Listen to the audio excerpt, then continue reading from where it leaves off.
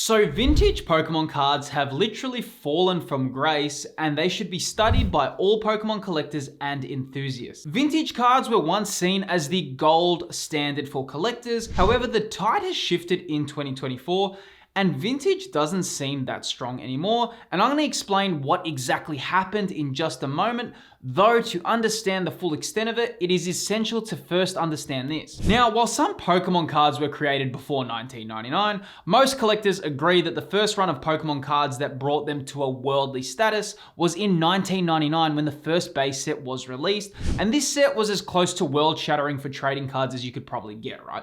Parents had to run to stores to grab these cards, and the basic artistic style of vintage cards has become like imprinted in nearly every millennial who grew up with Pokemon.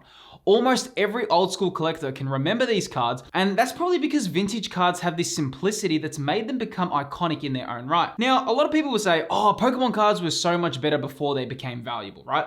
And I actually touch deep on that topic in this video right here, exploring whether that sentiment is actually true. And feel free to watch that video later, though for now, vintage Pokemon cards did rise in value over the years, and they certainly became one of the best collectibles to get, though the rise of vintage took over a decade to happen, and it's an entirely different landscape to what we see now. You see, by mid-2020, while a lot of us had free time on our hands, and along with kind of free money, right? Pokemon cards were on everyone's minds again. So much so that the search term Pokemon cards started having a 4 times more search volume on Google. Now, Pokemon cards, once again, were the next hot thing, and retailers needed to put restrictions in place to try calm down the Pokemon frenzy. A new boom was upon us, which brought back millions of fans, and these new fans enjoyed the new sets, but they also became very nostalgic to the cards that started their collection journey. Now, funnily enough, this isn't the first time Pokemon has had demand like this that became kind of world shattering, right? Only 4 years before this craze,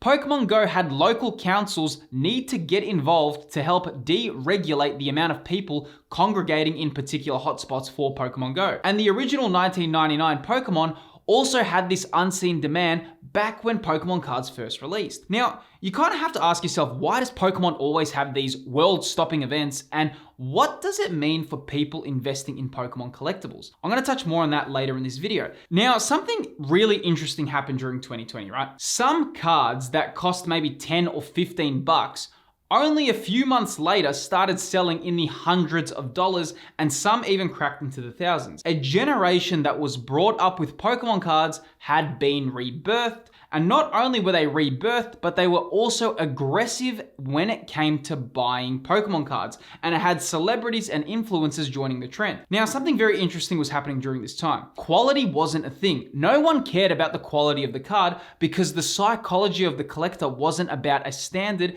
it was just about owning the card. Now, this era was truly crazy because damaged cards were being sold, and all these collectors were just buying these damaged goods. Now, during this time, modern Pokemon cards were also booming, though the sentiment among collectors was that vintage is way better than modern, and then, people were just saying modern will never compare to vintage and the like, right? And this noise was very loud across a community, though there was one particular issue at hand.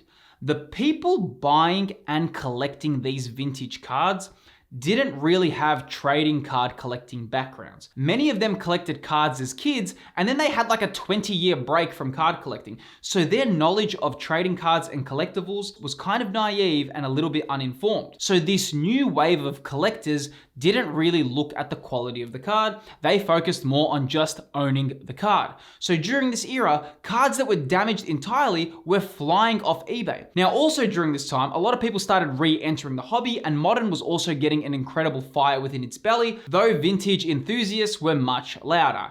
And cards that were not even rare in PSA 6s and 7s were selling like hotcakes. The demand was also amplified by the fact that PSA had wait times for like a year and a half. So to get a card graded was like literally you'd be waiting a year and a half to get your card graded. Now, because of this massive influx of fans, buying anything Pokemon was literally the thing, and it caused a huge spike in sales. But now, as the dust has settled and people are reflecting and collectors and hobbyists are realizing that, hey, these vintage cards that we bought wasn't actually an intelligent decision. Not only that, but collectors who engage within the hobby have also become more knowledgeable in collectibles, and they can kind of all now see that their old vintage purchases during this era were actually kind of bad investments. In fact, a lot of collectors could see that they were just swayed by this massive momentum swing of hype. Though, now, what's important to understand is vintage was once the dominant market, but however, now it has shifted to modern cards, which are just more attractive than older cards in a lot of ways. Now, what's really interesting, guys, is I want to go through some of the prices of vintage cards just so you can see how incredible some of this dip has been. Check this out. Okay, guys, so talking about these vintage cards and the kind of crazy downfall that they've had, I'm on PSA's auction prices realized right now, right?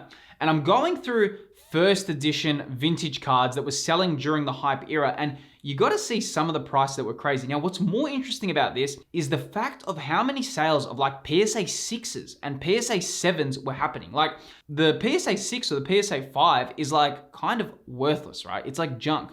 But here, they were selling for crazy. So check this out, guys. I'm on this auction prices realized. This is for the PSA first edition Electrode. Guys, check this out. So before the boom, we're looking at, it's probably really small to see it there, but I'm gonna put it up on screen. You can see here in 2017, it was selling for $20. We move up here, guys, look what it was selling on 2020. It sold for $239 US, a PSA 8 first edition Electrode. Guys, check out what it's just selling for today. It's selling for consistently $42. Guys, that is a pretty significant dip for a card that everyone thought was gonna have infinite growth.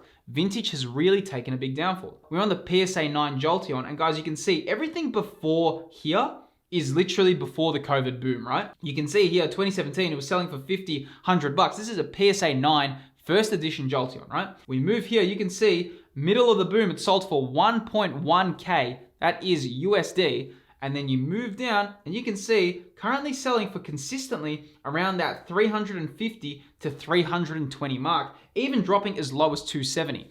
Guys, pretty significant drop, right? That's like crushed more than in half. Now, this one here in particular is actually one of my favorite cards. I really want the PSA 10 one day in my collection. I'm talking about the PSA 9 in this example here, but this is the Stormfront Charizard. And you can see here, guys, the PSA 9s before the boom, they were selling for $70, $113, $130. The boom happened and then they were selling for 1.4K, 1.5K, you know, around that 1.5K mark. And then guys, look what it's selling for today, 800 to $700. Pretty significant drop, right? And that's why I talk about in my videos. I made a video about talking about why I'm not buying alt arts. And it's very much for this reason, guys. When they're in the hype era, like right now, they're getting these prices. When the dust settles and people just don't have that same passion anymore, they're hard to get that same price, guys. We're looking at the Feraligatr. Now, I'm looking at PSA 7s because this is wild, man. PSA 7s are your junk slabs. Like, I personally would never buy a PSA 7 of literally any card. Maybe a Gold Star card, but look at this. This is a Feraligatr first edition PSA 7 during the boom, selling for $380, $600. Guys, look what it's selling for today. $148, $107, $130. Look at the drop from what it was selling during the hype era versus now. This is a PSA 7. That's what I mean, guys, with vintage. People were buying PSA 7 cards. Like, that isn't that common today. The only person that buys really PSA 7s today is the kind of person who wants to just grab it, crack it out the slab and put it in their binder. Definitely weren't investing. People were kind of thinking like this is going to be an investment, right? And this is actually one of my favorites as well to see, the PSA 7 Typhlosion first edition. Guys, look at this, $375. Look at what it's selling today, $99, $72, $155, $130. It's dropped so much in value during this hype era. Now, one of the most craziest examples of this, and it's pretty well known in the community, and if you don't know about it, you're gonna learn about it right now, is the PSA 10 Lugia first edition. Guys, look at this. It was selling around, all the sale points before this were selling for around $1,000 consistently. And then guys, check this out. It sold for 1.8K for $12,500. And then during the boom, it made a sale of $129,000. Really, really big purchase, but you guys can see it wasn't able to maintain that high. And you can see now it's dropped to $47,000, which is still a crazy rise, but still the fact that it sold for 130 and now it's selling for 47, you can see that. But guys, even more, if you want to see the PSA 7 for comparison, you can see here, guys, literally it was selling for $75 before the boom. And then during the peak, it was selling for around 2K, around that 1.3K mark. And then today, consistently selling for around $700, $600. Guys, this is the kind of problem with vintage, right? It's kind of got this massive drop. And this has kind of happened because the collector wasn't really an enthusiast. It was more just people kind of, and I don't like to use the word, but just naive with their purchases because they just came back in the hobby and they were like, anything Pokemon is kind of a gold standard, right? So this is kind of what has happened. The real area we need to focus on after seeing this is the focus on vintage's crazy downfall, and it's kind of all to do with the psychology of the modern collector. The collector's mindset has shifted. Now, while vintage cards are fantastic for the nostalgia factor, it's incredibly difficult to say that the artworks of vintage compare with modern. Though it is a little bit of an unfair comparison because modern has had decades to evolve while vintage just started from scratch, right? Though it is essential to understand that within the last 4 years, the collector's mindset has shifted, and vintage cards in lower grades are attractive only to a very specific collector. Though still, the problem vintage cards now face is this: the modern collector places quality above all, even above rarity. The PSA 10 or the BGS 10 is the predominant focus for the collector and investor. The quality of the card is the most critical aspect to a card's success, and fewer collectors are too focused on now just owning the card. Now collectors want the best quality copy of that card. Quality is what's winning now. It's the new mindset that's being formed. To add to this, whether people like it or not, it has to be said that Pokemon collecting has become incredibly value driven. Whether that's for better or for worse, this is the landscape we are in. Now the collector understands that these cards can rise in value, so when someone purchases a Pokemon card now, they are not just thinking, oh, I'm gonna love to have this in my collection. They also have a secondary thought that says, whoa, this might become valuable one day. And collectors know that, so they are now very picky with what they buy, so they also care about the pristine quality of the condition of the card. Now collectors are more picky than ever. So this mindset shift is significant because people don't just collect to collect anymore. Value and growth have a place in all purchases, and this is why Pokemon collecting and investing has kind of come about in a new way, as people can see their collectibles can actually grow in value. I know a lot of us would love to collect purely for love, but a lot of us, including myself, have taken the approach of, well, I can mix the two together. I can buy my passions of collecting,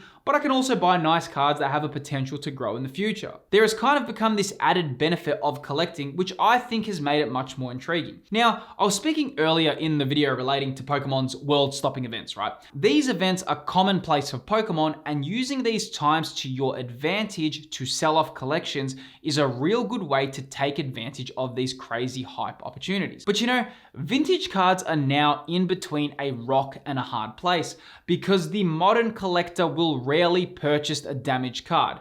I mean, the buyer pool for just owning the card has become less and less because the collector now also thinks of potential growth of products, because whether we like to admit it or not, no one likes to buy cards that are going to depreciate. If we collect what we love and also they have room for growth, it becomes a win-win situation, and I think this mindset is now shared across the community. However, this does leave one question. There's a lot of mistakes people make, and if you're new to the collecting and investing space, it's important that you don't make silly decisions.